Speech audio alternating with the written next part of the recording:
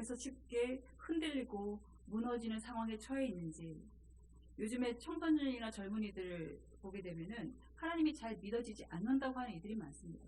또 내가 왜 하나님을 믿어야 하는지에 대해서 의구심을 품는 자녀들이 꽤 많다는 것입니다. 자녀들은 우리 부모들의 등을 보고 자랍니다. 그래서 우리 부모님들의 삶을 통해서 이 자녀들이 믿음을 더욱 굳건히 세워갈 수 있도록, 그래서 우리 부모님들의 믿음을 더 굳게 세우기 위해서 이렇게 다소 어려운 히브리서의 말씀을 살펴보고 있는 것입니다. 그런 만큼 여러분들도 히브리서 말씀을 계속 묵상하시면서 예수님께 대한 믿음을 굳건히 세워 가시기를 바랍니다. 히브리서를 다시 한번 크게 정리해 보자면, 히브리서는 총 13장으로 구성되어 있습니다.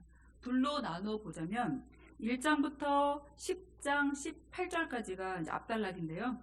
예수님은 어떤 분이신가에 대한 교리적인 부분이 기록되어 있습니다.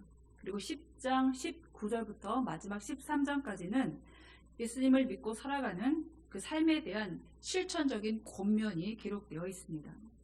전반부인 이 교리적인 부분에서는 예수님의 탁월성과 그리고 우월성을 강조하기 위해서 비교 대상을 말하고 있는데, 천사와도 비교하고요. 그리고 이스라엘 사람들도 없는 지도자 모세와도 비교하고, 또 믿음의 선조인 아브라함과도 계속 비교하고 있습니다. 그러면서 예수가 얼마나 뛰어나신지를, 그가 어떻게 하나님의 아들이신지를 계속 증명해 나가고 있습니다. 특히 4장 14절부터 7장 18절까지는 예수님의 대제사장직에 대해서 말씀하시면서, 예수님께서 보통 레위 자손을 통해서 제사장을 세웠는데 그들과는 어떻게 다른지, 그리고 그들보다 얼마나 어떻게 뛰어나신 분인지를 강조하면서, 더 구체적으로는 오늘 본문입니다. 오늘 본문 5장 1절부터 10절에서는 그 제사장들 중에서도 바로 아론 계열의 대제사장과는 어떻게 다른지, 또 어떤 점이 탁월한 점인지를 강조하고 있습니다. 오늘 본문은 4장 14절부터 16절까지의 말씀이 확장된 그런 본문이라고 할 수 있는데요. 우리가 지난 시간에 보았던 4장 14절부터 16절까지 말씀을 우리 같이 한번 읽어보도록 하겠습니다. 4장 14절입니다. 그러므로 우리에게 큰 대제사장이 계시니 승천하시니 곧 하나님의 아들 예수시라. 우리가 믿는 도리를 굳게 잡을지어다. 우리에게 있는 대제사장은 우리의 연약함을 동정하지 못하실 이가 아니요 모든 일에 우리와 똑같이 시험을 받으신 이로되 죄는 없으시니라. 그러므로 우리는 긍휼하심을 받고 때를 따라 돕는 은혜를 얻기 위하여 은혜의 보좌 앞에 담대히 나아갈 것이니라. 아멘. 예수님께서 우리의 큰 대제사장이 되시는데, 그 큰 대제사장은 첫째로 하나님의 아들이시다 라는 것입니다. 그리고 둘째로 우리의 연약함을 동정하실 수 있는 분이시다. 그렇기 때문에 우리가 때를 따라 돕는 은혜와 그리고 긍휼하심을 얻기 위해서는 하나님의 보좌 앞에 담대히 나아가야 한다라는 말로 정리해 볼 수가 있지요. 즉 우리가 은혜를 얻을 수 있는 이유는 예수님께서 우리의 큰 대제사장이 되시기 때문이라는 것입니다. 예수님께서 대제사장이 되신다는 것은 어떤 의미가 있으며, 또 율법에 따라 정해진 이 아론 계열의 대제사장과는 어떤 차이가 있는지 알아보고자 합니다. 1절입니다. 대제사장마다 사람 가운데서 택한 자이므로 하나님께 속한 일에 사람을 위하여 예물과 속죄하는 제사를 드리게 하나니. 첫 번째로 아론 계열의 제사장은 사람 중에서 택했다라고 합니다. 그들의 역할이 이어서 나오는데요. 하나님께 속한 일을 했다라고 말합니다. 하나님께 속했다는 것은 즉 하나님을 섬기는 일, 즉 제사 집례를 말하고 있죠. 사람과 하나님 사이의 중보 역할을 감당하고 있는 것이 이 대제사장의 역할입니다. 2절 보시면은 그가 무식하고 미혹된 자를 능히 용납할 수 있는 것은 자기도 연약에 휩싸여 있습니다. 그러므로 백성을 위하여 속죄제를 드림과 같이 또한 자신을 위하여도 드리는 것이 마땅하니라. 두 번째로는 사람 중에서 택함 받은 제사장은 자신도 사람의 한계와 연약성을 가진 존재이기 때문에, 즉 죄인이기 때문에 자신을 위한 속죄제도 드려야 한다라고 지금 말씀하고 있지요. 우리 지난주에 레위기 4장 1절부터 12절에 보시면 제사장이 드려야 하는 속죄제가 기록되어 있는데, 어떻게 해야 죄의 속함을 받는지가 상세하게 기록되어 있습니다. 자, 4절을 근데 이어서 보시면 이 존귀는 아무도 스스로 취하지 못하고 오직 아론과 같이 하나님의 부르심을 받은 자라야 할 것이니라. 이 제사장직은요, 존귀합니다. 그래서 그 존귀하다는 의미는 그 직무가 바로 하나님께 속한 일이기 때문이죠.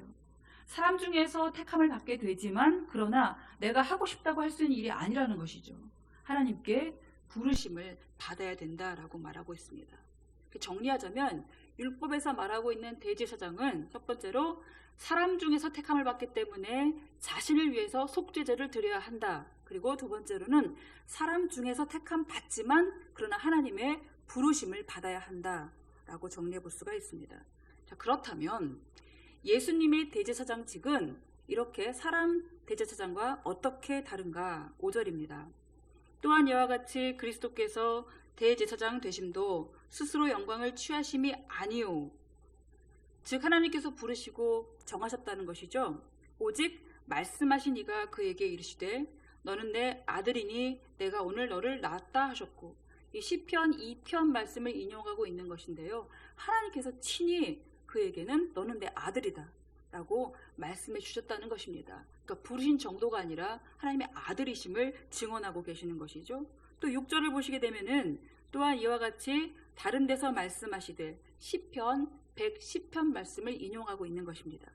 내가 영원히 멜기세덱의 반차를 따르는 제사장이라 하셨으니, 즉 예수님은 아론 계열의 반차를 따르지 않으시고 바로 멜기세덱의 반차를 따르셨다라는 것입니다. 즉 예수님께서 아론의 대제사장과 다른 점은 첫 번째로는 하나님의 아들이시라는 것과 그리고 멜기세덱의 반차를 따랐다는 것입니다. 위에 3절 보시게 되면 아론의 계열의 제사장은 스스로를 위해서도 속죄제를 드려야 했지요. 그렇게 할 만큼 사람의 연약함, 즉 죄로부터 벗어날 수 없는 존재였지만 예수님은 죄가 없으심에도 불구하고 영원한 멜기세덱의 반차를 따르는 제사장으로서 속죄제를 드릴 필요가 없음에도 불구하고 7절 보시게 되면은 그는 육체에 계실 때 이렇게 말하고 있죠. 즉 사람으로 오셨기 때문에 그도 자신을 위한 속죄제를 드릴 필요가 있었다라는 것이죠. 그러니까 죽음으로부터 구원받아야 할 필요가 있었다는 것입니다. 그때 예수님은 자기를 죽음에서 능히 구원하실 이에게 말씀하고 있죠. 자기도 죽음에서 능히 구원을 받아듣기 때문에 그 하나님께서 심한 통곡과 눈물로 간구와 소원을 하나님께 올렸고 그의 경건하심으로 말미암아 들으심을 얻었느니라 라고 말씀합니다. 그러니까 예수님께서 흘리신 그 통곡의 눈물, 즉 간구와 소원은 자기 자신도 사실 구원받을 존재로 사람이 되셨기 때문에 그 죽음을 감당할 수밖에 없는 존재이기 때문에 구원을 받아야 했지만 자기의 구원을 위해서 흘린 눈물이 아니라 어떤 눈물입니까?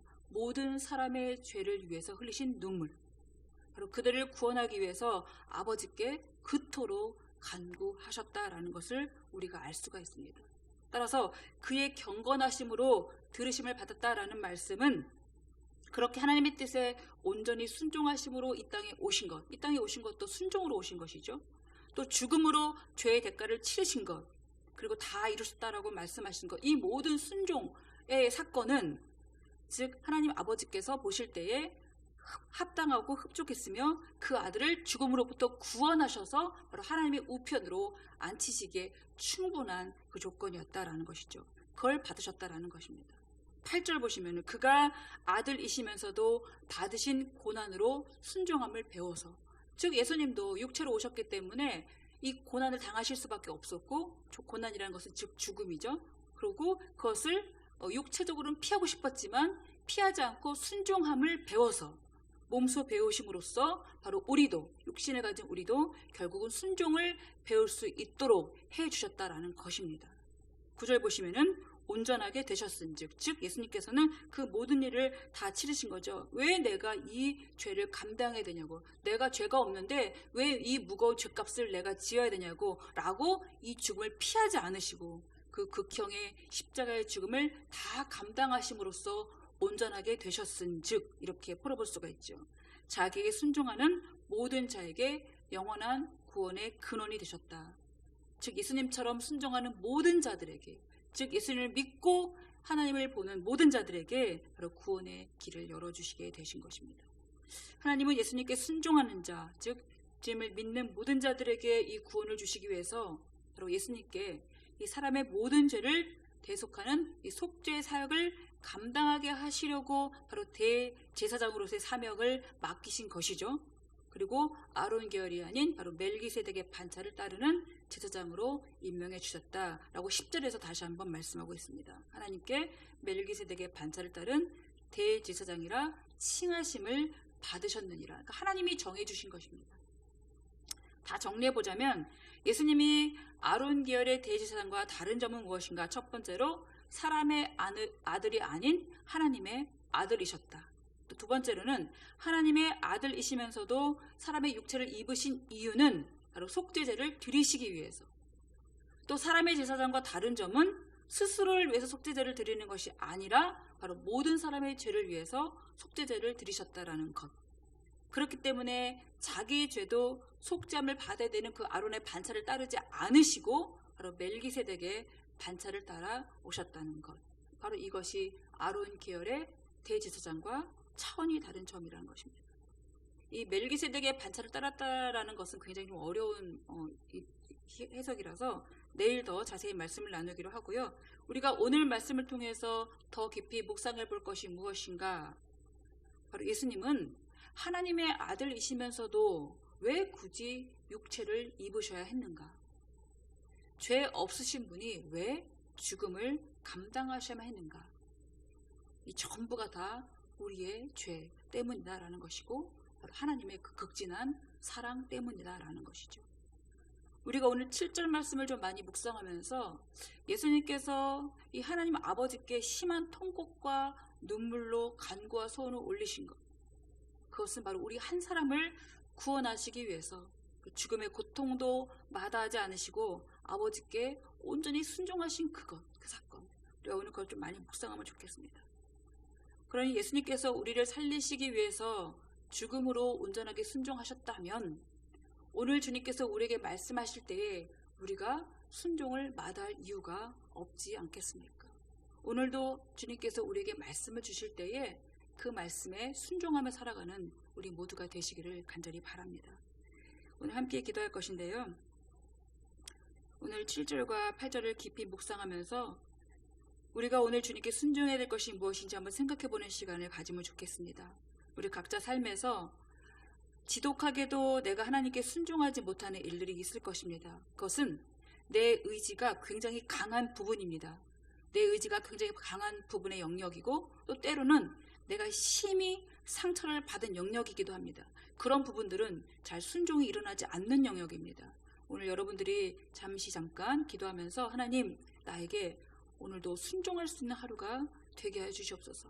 하나님 말씀에 정말로 전적으로 예수님처럼 온전히 순종하며 살아갈 수 있는 우리 모두가 되게 해 주시옵소서. 그리고 나의 순종으로 인해서 우리 자녀들도 순종을 배울 수 있는 그런 하루가 되게 하여 주시옵소서. 함께 기도하시겠습니다.